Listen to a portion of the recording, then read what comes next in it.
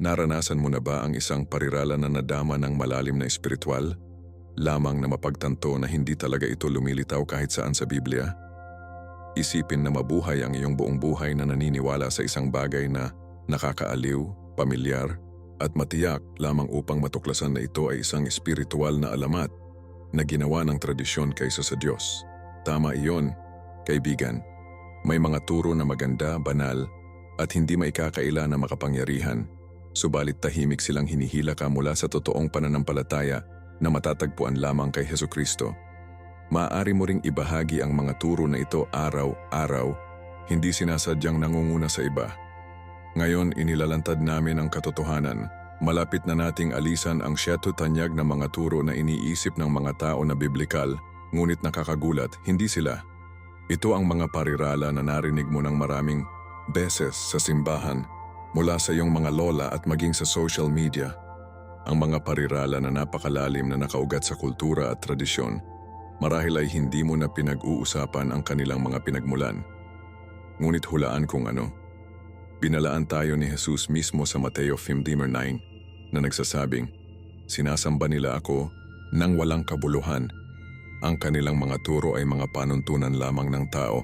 Kailangan kitang makinig ng mabuti." Ang isa sa 7 mga turo na ito ay maaring isang bagay na sinasabi mo halos araw-araw. Kumpleto na hindi alam ang espiritual na pinsala na sanhi nito. Oo, parang inosente ito. Oo, nararamdaman ito ng tama. Ngunit ito ba ay mula sa Diyos? Ang ika-6 na pagtuturo lamang ay isang bagay na halos lahat ay naniniwala ng buong puso, at gayon pa man ay hindi ito nagmula sa bibig ni Hesukristo. Hindi mo kayang makaligtaan ito? Dahil ang pagyakap sa isang maling pagtuturo ay maaring tahimik na masisira ang iyong relasyon sa Diyos. Hindi ito tungkol sa pagpaparamdam sa iyo na nagkasala. Ito ay tungkol sa paglaya sa iyo. Si Jesus mismo ay nagpahayag, "Malalaman mo ang katotohanan, at ang katotohanan ay magpapalaya sa iyo." Juan 8:32. Kaya, buksan ang iyong puso, kunin ang iyong Biblia, at subukan natin ang mga turo na ito laban sa salita ng Diyos. Ang susunod na ilang minuto ay maaaring radikal na baguhin ang iyong espiritual na paglalakbay at protektahan ang iyong pananampalataya mula sa banayad mapanganib na kasinungalingan. Handa nang malaman kung ang iyong pananampalataya ay batay sa banal na kasulatan o sa kung ano ang tunog ng mabuti. Sumisid sa. Mayroong isang bagay na hindi mapakali tungkol sa pagsasakatuparan na ang ilan sa mga bagay na sinasabi, ulitin, o maniwala sa lahat ng ating mga puso ay maaaring hindi talaga nagmula sa Diyos. Isipin na isang pariralang minamahal mo ng maraming taon, marahil kahit na sinipi sa mga mahihirap na oras, lumiliko na walang pundasyon sa Biblia. Ang totoo, ang mga tao ay madalas na humahawak sa mga turo dahil sa tunog nila ay nakakaaliw o pamilyar. Ngunit ang tunog na maganda ay hindi nangangahulugang ito ay nakaugat sa pananampalataya. Sa katunayan, nagbabala si Hesukristo tungkol sa pagsunod sa mga tradisyon na kanselahin ang salita ng Diyos. Marcos 7:30. Iyon ang dahilan kung bakit kailangan nating tanungin, nabubuhay ba tayo sa pamamagitan ng banal na katotohanan o ipinapasa lamang ang mga slogan ng kultura na nakikilala bilang pananampalataya? Larawan ito. Ang isang tao sa simbahan ay nagsasabi ng isang bagay na nararamdaman ng tama, kaya makadiyos, na walang nangahas na tanungin ito. Siguro na i-post mo pa ito sa social media o narinig ito mula sa isang mahal sa buhay. Ngunit paano kung hindi ito Biblia? Hindi iyon maliit na bagay. Ang aming paglalakad kasama ang Diyos ay hindi lamang tungkol sa katapatan, ito ay tungkol sa katotohanan. Sinasabi ng Biblia sa Oseas 4:6, "Ang aking mga tao ay nawasak dahil sa kakulangan ng kaalaman." Nangangahulugan ito na ang paniniwala ng isang kasinungalingan, kahit na isang magandang tunog, ay maaaring gastos sa amin sa espiritual. Ang video na ito ay hindi tungkol sa pangungutya sa mga paniniwala ng sinuman, tungkol sa pag-align ng ating mga puso sa katotohanan ng Biblia at muling pagbabalik ng isang relasyon kay Hesukristo batay sa sinabi niya. Kaya hayaan itong diretsyo. Hindi ito tungkol sa paggawa ng iyong pakiramdam na nagkasala o napahiya. Hindi, kaibigan. Ito ay tungkol sa pagbubukas ng iyong mga mata sa isang mas malalim na antas ng pananampalataya. Ito ay tungkol sa pagpapaalam sa liwanag ng salita ng Diyos na lumiwanag sa hamog na ulap ng mga sikat na parirala at mga turo na ginawa ng tao. Kung ang isang bagay ay wala sa banal na kasulatan, kahit gaano pakatad o paganyak ang tunog, hindi ito isang pundasyon na nais kung itayo ang iyong buhay. Ang pananampalataya ay hindi lamang tungkol sa inspirasyon, ito ay tungkol sa paghahayag. At ang tunay na paghahayag ay nagmula lamang sa Biblia, hindi ang mga quote ng Instagram o pagdinig na ipinasa sa lobby ng simbahan. Pag-isipan kung gaano karaming mga bagay ang sinasabi natin nang hindi iniisip. Siguro sinabi mo ang isa sa mga pariralang ito sa iyong sarili ngayon. Siguro isang taong mahal mo ang sumumpa sa kanila. Iyon ang dahilan kung bakit kailangan mong dumikit sa akin hanggang sa pinakadulo.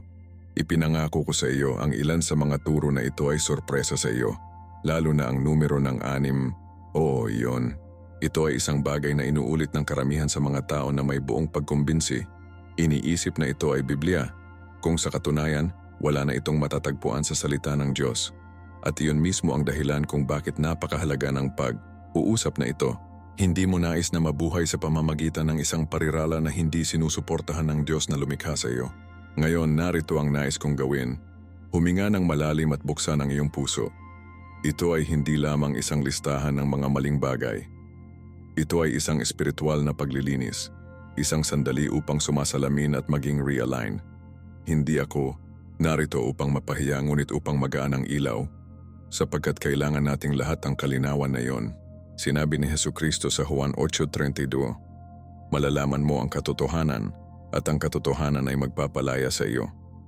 Kung nais mong lumakas ang iyong pananampalataya, ang iyong espiritual na pangitain upang maging mas malinaw, at ang iyong koneksyon sa Diyos ay lumalim, pagkatapos ay makinig ng mabuti.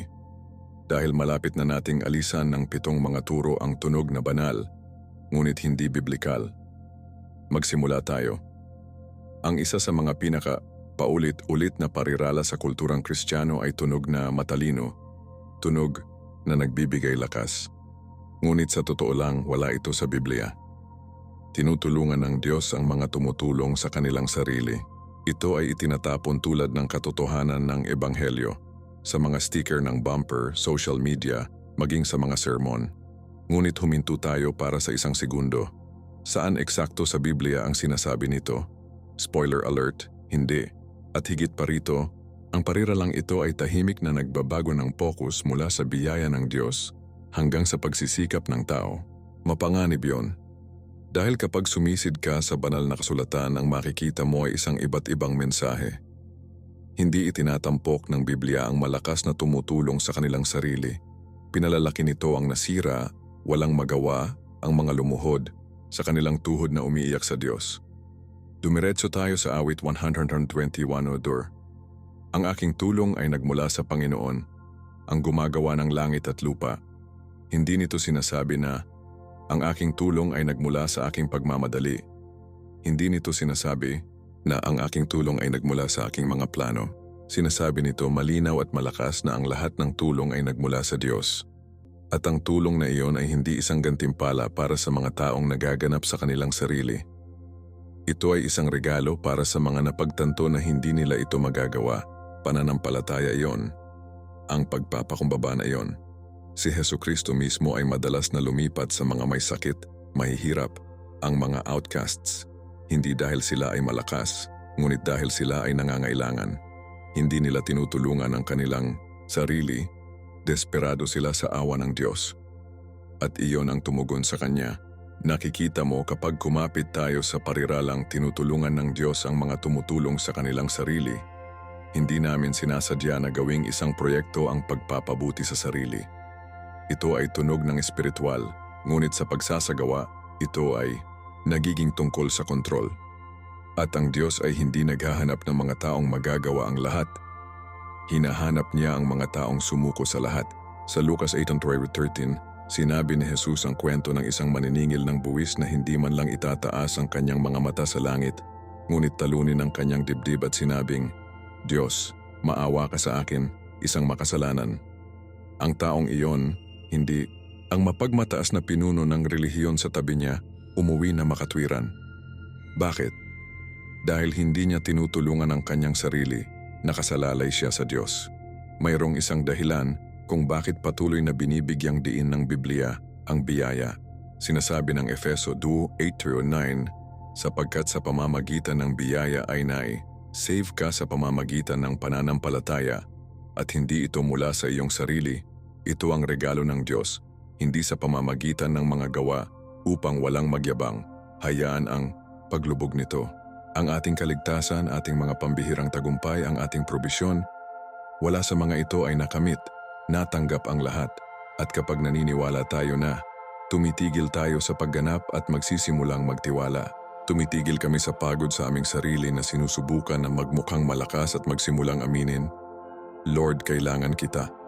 Bawat oras kailangan kita.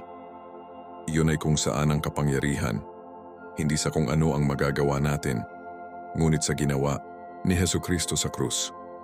Kaya sa susunod na sabihin ng isang tao na tinutulungan ng Diyos ang mga tumutulong sa kanilang sarili, i-pause, ngiti, at pagkatapos ay malumanay na ibahagi ang katotohanan, tinutulungan ng Diyos ang mga nakakaintindi na hindi nila matutulungan ang kanilang sarili. Iyon ang puso ng Ebanghelyo. Iyon ang nagpapaganda ng pananampalataya. Hindi ito tungkol sa mas mahirap na pagsubok, ito ay tungkol sa paglapit ng Diyos malapit sa mga nasiraan ng puso. At kung naramdaman mo na hindi ka sapat, tulad ng mahina ka, masyadong sa likuran, masyadong gulo, mag-isip ng puso. Yun mismo kung saan nakatagpo ng Diyos ang mga tao. Manatili sa akin dahil sa susunod na bahagi pupunta kami upang alisan ng isip ang isa pang magandang parirala na tunog na mapayapa, ngunit ganap na sumasalungat sa tunay na sinabi ni Jesus. Sa isang mundo na nagnanais ng pagkakaisa at kapayapaan, ang pariralang ito ay naging hindi kapani, paniwalang tanyag. Ang lahat ng mga relihiyon ay humantong sa Diyos. Ito ay tunog na marangal kasama at oso komportable. Pagkatapos ng lahat, bakit magtaltalan tungkol sa mga landas kung sinusubukan ng lahat na maabot ang parehong patutunguhan, di ba? Ngunit narito ang issue, habang parang mapayapa, direktang sumasalungat, ito sa mga salita ni Hesukristo mismo. At kung tunay na naniniwala ka sa Biblia, hindi mo maaaring baliwalain ang sinabi niya sa Juan 14, Ako ang daan, ang katotohanan, at ang buhay. Walang lumapit sa Ama maliban sa pamamagitan ko. Hindi isa sa mga paraan, hindi isang mahusay na pagpipilian sa marami. Ang daan. Panahon ngayon, hindi ito tungkol sa pag-atake sa ibang mga relihiyon. Ito ay tungkol sa kalinawan. Hindi mo maaaring hawakan ang Biblia sa isang kamay at isang piliin ang sariling path na pag-iisip sa kabilang. Hindi lang ito gumana. Kung ang lahat ng mga relihiyon ay humahantong sa Diyos, kung gayon ang krus ay nagiging walang kahulugan, si Jesus ay hindi nagdurusa, nagdugo, at namatay para lamang maging isang espiritual na pagpipilian sa marami. Namatay siya dahil ang kasalanan ay naghiwalay sa sangkatauhan sa Diyos at siya ay, at pa rin, ang tanging tulay. Kinukumpirma ito ng mga gawa, Part 1 and Tumblr. Walang ibang pangalan sa ilalim ng langit na ibinigay sa sangkatauhan kung saan dapat tayong maligtas. Hindi iyon pagiging eksklusibo batay sa pagmamataas. Ito ang katotohanan na nakabase sa banal na pag-ibig. Maging totoo tayo. Ang pagsasabi na ang lahat ng mga relihiyon ay humahantong sa Diyos ay tulad ng pagsasabi ng lahat ng mga numero ng telepono na tumatawag sa parehong tao. Hindi lang ito makatuwiran. Ang bawat relihiyon ay nagtatanghal ng isang iba't ibang pananaw sa kung sino ang Diyos, kung ano ang inaasahan niya, at kung paano gumagana ang kaligtasan. Sa Kristyanismo, ang kaligtasan ay isang regalo ng biyaya sa pamamagitan ng pananampalataya kay Hesukristo. Sa iba, maaaring makuha ito ng mga gawa, karma, ritual, o paliwanag. Kaya paano sila lahat ay humantong sa parehong Diyos kung ilalarawan nila siya ng iba? Ang lohika lamang ay nagsasabi sa amin na hindi maaaring maging totoo, ngunit hindi lamang lohika. Ito ang banal na kasulatan na ginagawang malinaw ang kristal na ito. Gayunpaman, ang mensaheng ito ay ginagawang hindi komportable ang mga tao. Bakit? Dahil nakakaramdam ito ng paghuhusga. Ngunit ang katotohanan ay hindi tinukoy ng mga damdamin. Ipinahayag ito ng Diyos. At kung mahal natin ang mga tao, hindi natin kumpirmahin kung ano ang hindi totoo upang maging ligtas sila. Ibinabahagi namin ang katotohanan kahit na mahirap. Alam mismo ni Jesus na ito ay magiging kontrobersyal.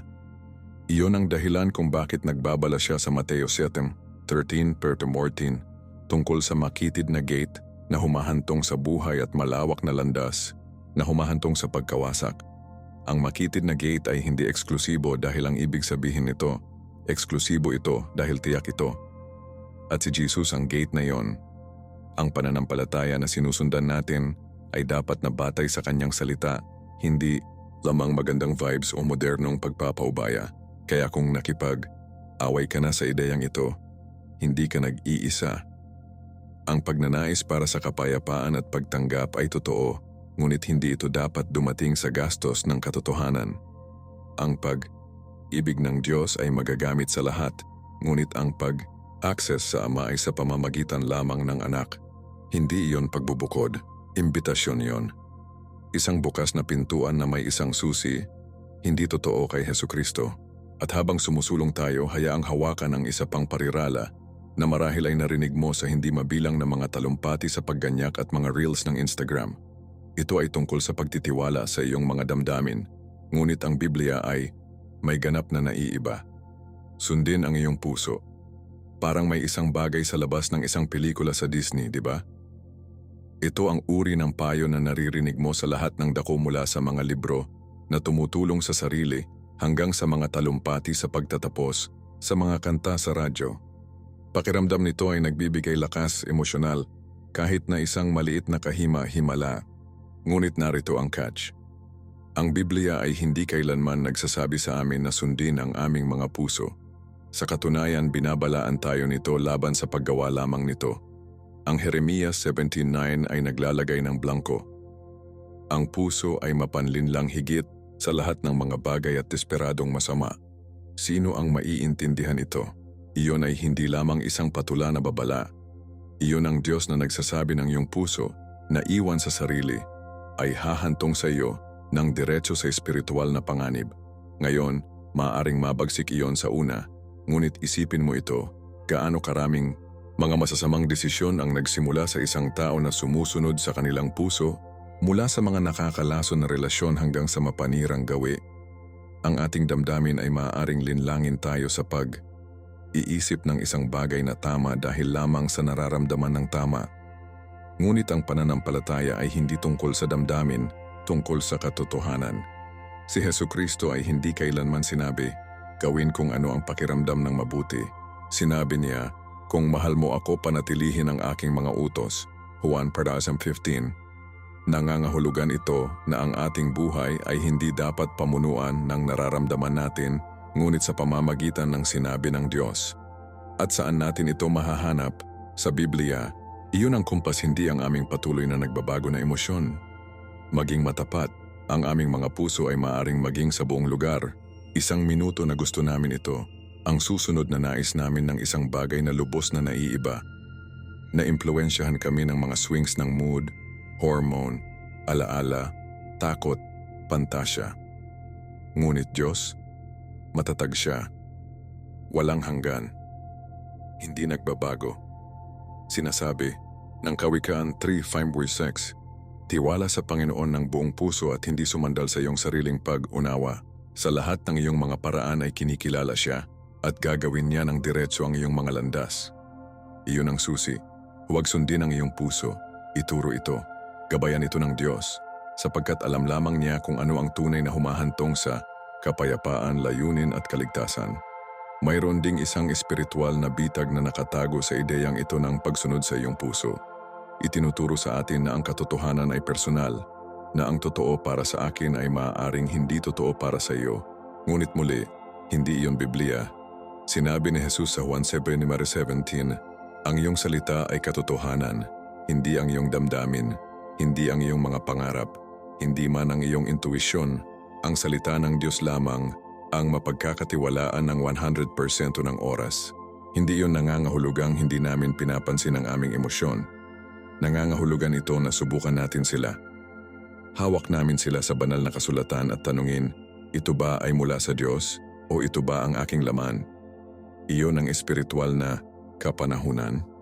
Naglalakad iyon sa pamamagitan ng pananampalataya.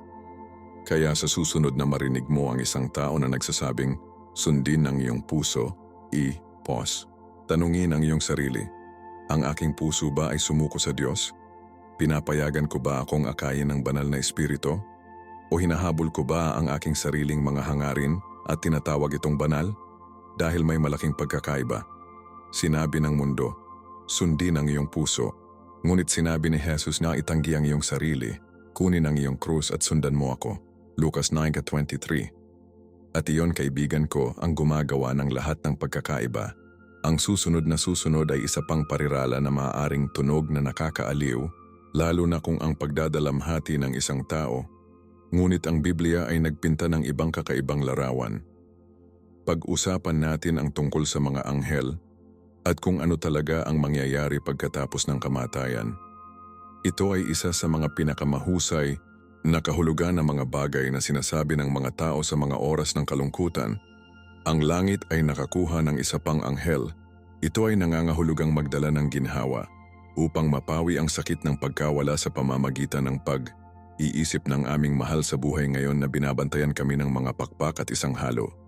Ngunit bilang matamis at patula tulad ng tunog, hindi lamang ito Biblia. Hindi kailanman sinabi ng Biblia na kapag namatay ang isang tao naging anghel sila. Hindi minsan. Sa katunayan, ang mga anghel at tao ay ganap na magkakaibang mga likha. Bawat isa ay may sariling mga tungkulin at disenyo. Ang mga Hebreo 1:14 ay tumatawag sa mga anghel na mga espiritu ng paglilingkod na ipinadala upang maglingkod sa mga magmana ng kaligtasan.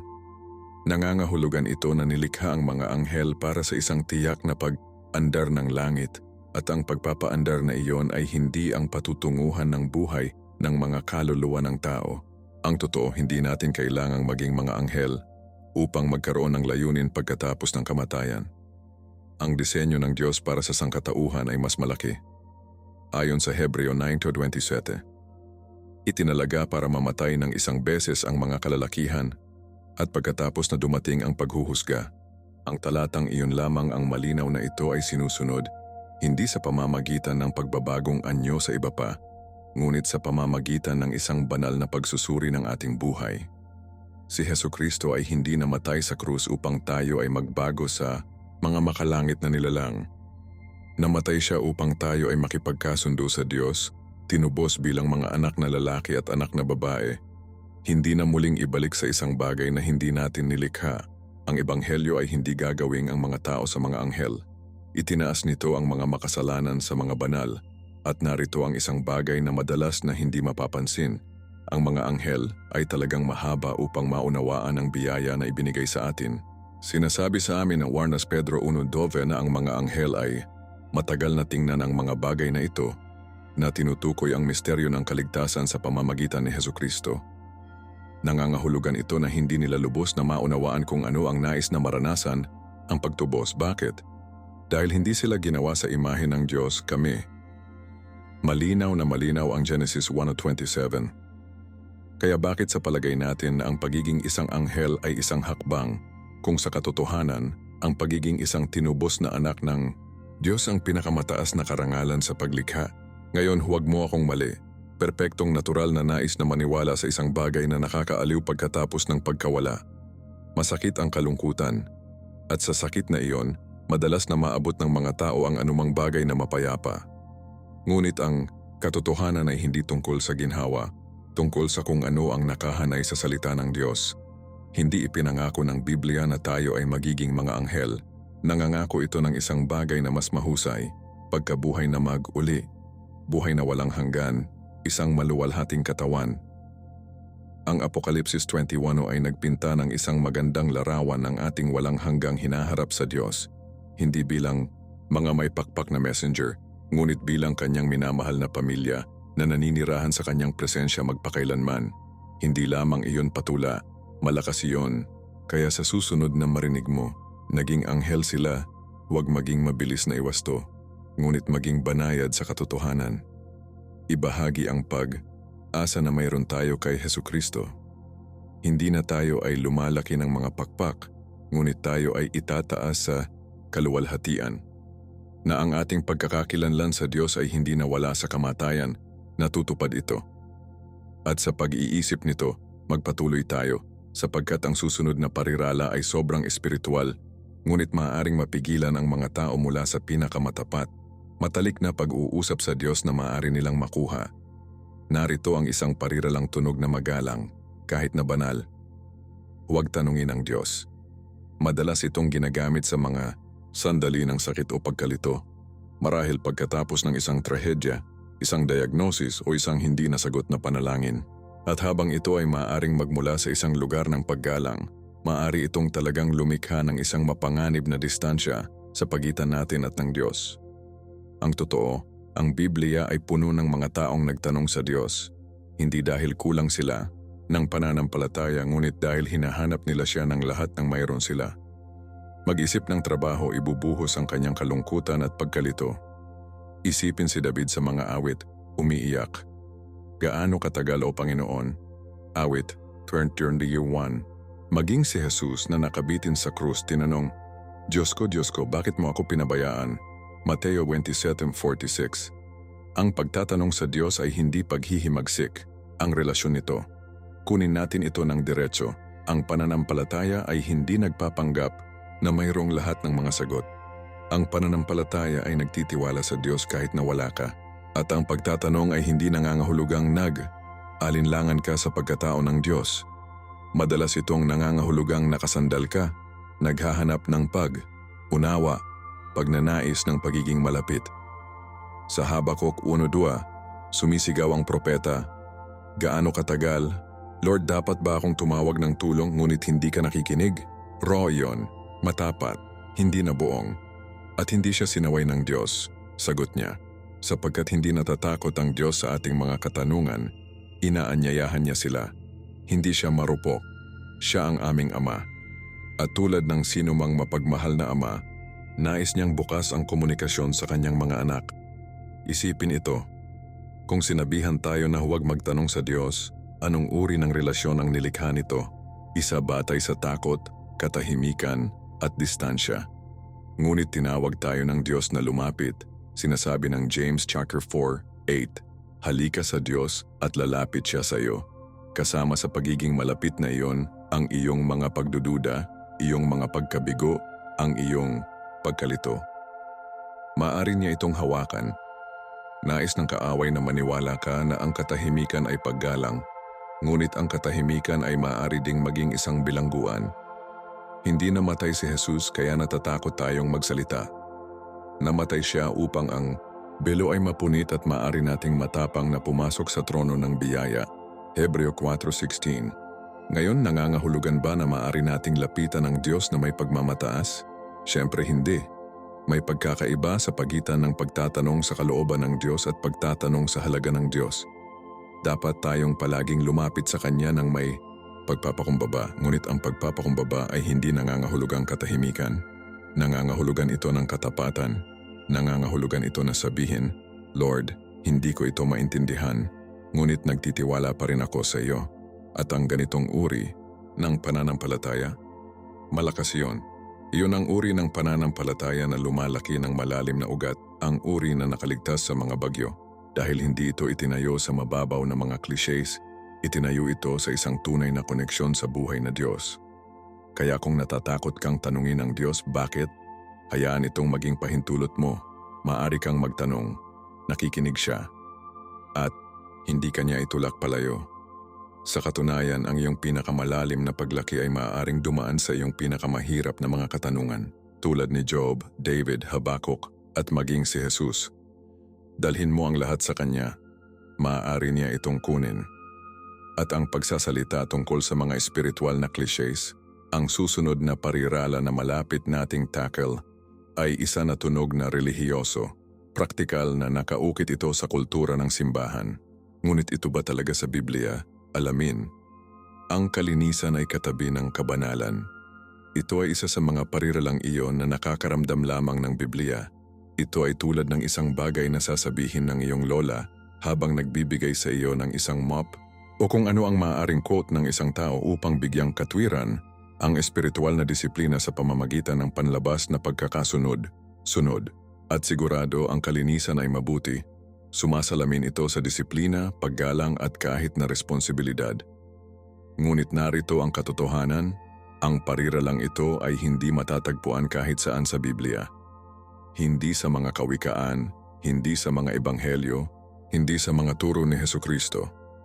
Ang binibigyang diin ng Biblia ay hindi panlabas na kalinisan, ito ang kalagayan ng puso. Sa Mateo 3:26, sinabi ni Jesus, "Linisin ang loob ng tasa at ulam, at pagkatapos ay malinis din ang labas." Iyon ang focus kung ano ang nasa loob. Ang panganib ng pariralang ito ay namamalagi sa kung paano ito subtly distorts ang konsepto ng kabanalan. Ipinapahiwatig nito na ang kabanalan ay nakatali sa kung paano malinis, maayos, o pisikal na malinis tayo. Ngunit ang Diyos ay hindi kailanman katumbas ng kadalisayan sa moral na may kalinisan. Sa katunayan, madalas na hinamon ni Jesus ang mga mukhang malinis sa labas ngunit masira sa loob. Ang mga Fariseo ay mga masters ng hitsura, mga libingan na may mga libingan tulad ng inilarawan sa kanila ni Jesus, Mateo 23:27. Ngunit sa loob, puno sila ng pagmamalaki at pagkukunwari. Ang totoong kabanalan ay hindi magsisimula sa sabon at tubig. Nagsisimula ito sa pagsisisi, pagsuko, at isang nagbabago na puso sa pamamagitan ng pananampalataya sa salita ng Diyos. Iyon ay sinabi, ang Biblia ay pinag-uusapan ng kalinisan sa ilang mga konteksto, lalo na sa lumang tipan kung saan ang mga batas sa seremonya ay may mga tiyak na kinakailangan. Ngunit ang mga anino ay tumuturo sa isang bagay na mas malalim, espiritual na kadalisayan sa pamamagitan ni Hesukristo. Nang siya ay dumating, tinupad niya ang mga batas na iyon at inilipat ang focus mula sa ritual sa relasyon. Sa Marcos 7:15, sinabi ni Jesus, "Lalaki ka, wala sa labas ng isang tao ang maaaring marumi sa kanila sa pamamagitan ng pagpasok sa kanila. Sa halip, ito ang lumalabas sa isang tao na sumasalungat sa kanila." Iyon ay isang radikal na pagtuturo, lalo na para sa mga taong pinalaki upang isipin na ang kabanalan ay tungkol sa panlabas na pag-uugali. Kaya maligo, linisin ang iyong bahay, ayusin ang iyong puwang, ngunit huwag malito na sa katuwiran. Ang Diyos ay hindi humanga sa mga walang bahid na kusina, siya ay inilipat ng malinis na puso. Sinasabi ng awit 51:10, "Lumikha sa akin ng isang dalisay na puso, O Diyos, at magpapanibago ng isang matatag na espiritu sa loob ko." Iyon ang tunay na kabanalan, isang puso na nakahanay sa kalooban ng Diyos. Isang buhay ang sumuko sa espiritu, at isang kaluluwa ang nalinis hindi sa pamamagitan ng sabon, ngunit sa pamamagitan ng dugo ni Jesus. Kapag nakatuon tayo sa panloob na pagbabagong anyo, ang panlabas na buhay ay natural na sumusunod, ngunit hindi sa iba pang paraan. Kaya sa susunod na marinig mo ang isang tao na nagsasabing, ang kalinisan ay katabi ng kabanalan, mas malalaman mo. Hindi ito isang utos mula sa Diyos, ito ay isang kulturang pangkultura, hindi isang katotohanan sa banal na kasulatan. Ibalik natin ang focus sa kung ano ang talagang mahalaga, ang puso. Dahil doon nagsisimula ang tunay na kabanalan, at ngayon sumisid sa isa sa mga pinakadebate na parirala sa mundo ng Kristiyano. Ito ang uri ng pagtuturo na nagpapalabas ng mga argumento, naghahati sa mga simbahan, at nag-iiwan ng maraming nalilito tungkol sa kanilang kaligtasan. Pag-usapan natin ang kontrobersyal na ideya ng minsan nay save, palaging nay save. Ilang mga pahayag ang nagdudulot ng maraming pag-igting sa teolohiko sa mga bilog na Kristiyano bilang isang beses na nay save, palaging nay save. Para sa ilan, ito ay isang nakakaaliw na katiyakan. Para sa iba, parang isang mapanganib na loophole. Ngunit ano talaga ang sinasabi ng Biblia? Maaari bang makatanggap ng kaligtasan ng isang tao at pagkatapos ay mabuhay, subalit nais nila libre mula sa kahihinatnan? Ang totoo, ang mensahe ni Hesukristo ay parehong pangako at isang tawag sa tiyaga. Oo, ang kaligtasan ay isang regalo na ibinigay ng malaya sa pamamagitan ng biyaya sa pamamagitan ng pananampalataya. Ngunit hindi ito nangangahulugang isang lisensya na magkasala. Ang Hebreo 10:26 ay inilalagay ito ng malinaw. kung sinasadya nating patuloy na magkasala matapos nating matanggap ang kaalaman sa katotohanan, walang sakripisyo para sa mga kasalanan. Iyon ay isang seryosong babala, isa na hindi natin maaaring balewalain. Ngayon huwag hindi maunawaan, hindi marupok ang salvation, hindi tulad ng hinihintay ng Diyos na agawin ito sa sandaling madapa tayo. Lahat tayo ay nagkakasala, lahat tayo ay nahuhulog, ngunit may pagkakaiba sa pagitan ng pagbagsak at paglukso, sa pagitan ng pakikipaglaban at pagsuko sa kasalanan. Ang Biblia ay hindi nagtuturo ng pagiging perpekto, nagtuturo ito ng pagsisisi. Ang isang buhay na tunay na naantig ni Hesukristo ay hindi mananatiling pareho. Nagbibigay ito ng prutas, nagugutom ito sa katuwiran, nagdadalamhati ito sa kasalanan, at kapag ang isang mananampalataya ay lumusot, ang banal na espiritu ay nagkukumpuni, tumatawag at ibabalik ito. Iyon ang paglalakbay ng pananampalataya. Hindi ito static, buhay ito. Sa Juan 15, ginagamit ni Jesus ang imahe ng isang puno ng ubas at mga sanga. Sinabi niya, "Manatili sa akin dahil nananatili rin ako sa iyo. Kung hindi ka mananatili sa akin, ikaw ay tulad ng isang sangay na itinapon at nalalanta." Juan 15:4-6. Ang pangunahing salita, manatili. Hindi ito pasibo, paulit-ulit ito. Ang pakikipag-ugnay sa Diyos ay hindi isang beses na kaganapan. Pang-araw-araw na lakad, isang habambuhay na pagtugis.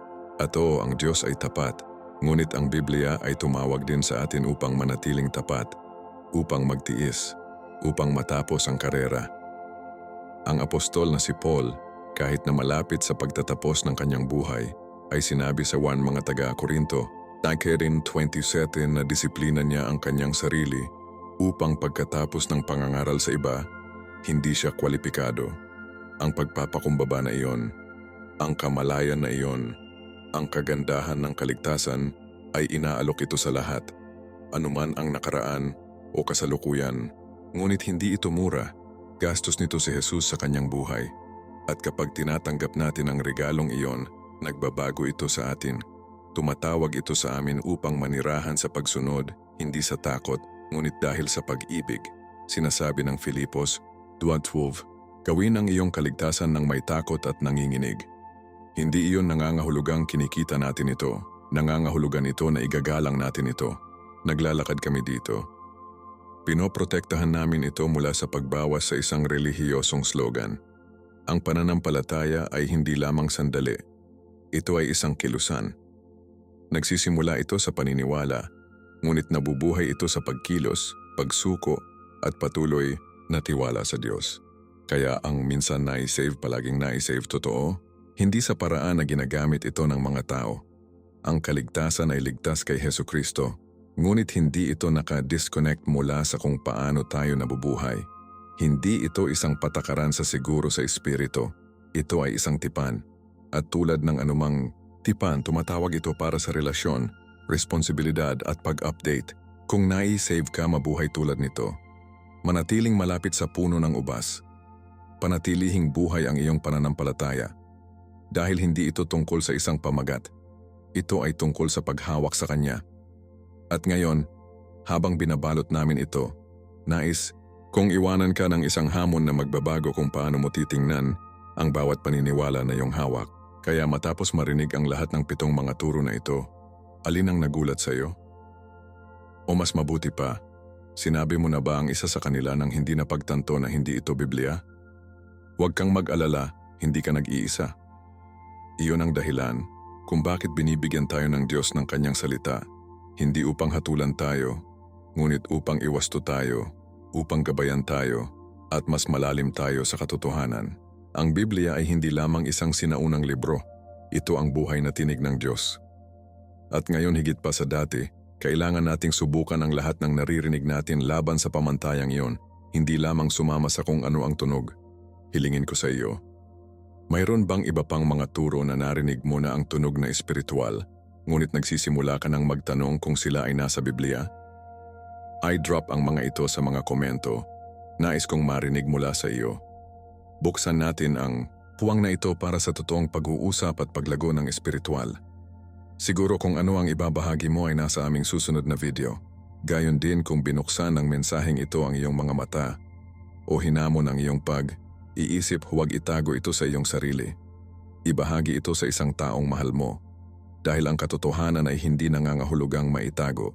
Ito ay nangangahulugang upang palayain ang mga tao. At huwag kalimutan na mag-subscribe sa pindutan na iyon at on ang mga abiso upang hindi ka makaligtaan ng isa pang mensahe na maaaring magbago ng iyong paglalakad kasama si Hesukristo. Ang bawat bagong video na naipost namin ay idinisenyo upang matulungan kang lumago sa iyong pananampalataya, sumisid ng mas malalim sa Biblia at lumapit sa puso ng Diyos. Kung nais mong panatilihin ang pag-aaral at blown palayo ng mas maraming katotohanan sa Biblia, ay click ang susunod na video na malapit ng pop up sa iyong screen. Hindi mo nais na makaligtaan ito. Maaaring sagutin lamang nito ang isang katanungan na hindi mo alam na mayroon ka. Ito si Marco at makikita kita sa susunod. Manatiling ugat sa pananampalataya. Manatiling grounded sa salita. At higit sa lahat, manatiling malapit sa Diyos.